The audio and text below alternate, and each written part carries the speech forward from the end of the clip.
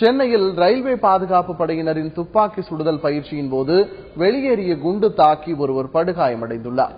சென்னை திரிசூலம் மலையடிவாரத்தில் ரயில்வே பாதுகாப்பு படையினர் நேற்று காலை துப்பாக்கி சுடுதல் பயிற்சியில் ஈடுபட்டனர். இந்த பயிற்சியின் போது ஒரு துப்பாக்கியிலிருந்து வெளியேறிய குண்டு அருகில் இருந்த ராஜேந்திரன் என்பவரின் வீட்டின் கூரையை ஊடுருவி சென்றுள்ளது.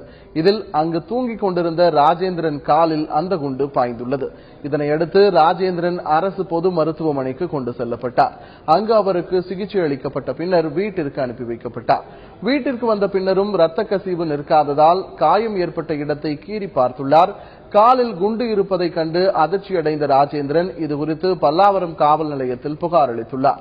இதுபோன்ற பயிற்சிகளை உடனே நிறுத்த வேண்டும் என பாதிக்கப்பட்டவரின் மனைவி அரசுக்கு கோரிக்கை விடுத்துள்ளார். 11:30 மணி இருக்கும். நானும் என் கணவர் வீட்டில் இருந்தோம். திடீர்னு ஒரு சவுண்டு கேட்டுச்சு. பார்த்த உடனே காலில் கீரலாக இருந்துச்சு.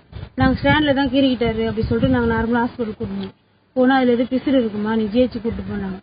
நாங்கள் ஜிஹெச்சுக்கு போனோம்னா அவங்களும் ஒரே தையல் போட்டு மருந்து வச்சு கட்டிட்டு காலையில் வந்து பார்த்துக்கோங்க ஓபிலன்ட்டாங்க. நாங்களும் வீட்டுக்கு வந்து ஈவினிங் 5 மணி வரலாம் பார்த்தா அவர் கால் வலி தாங்க முடியல. நானே பிளட்டு வர வர அமுக்கி பார்த்தா அதில் பார்த்தா அந்த குண்டு இருந்தது.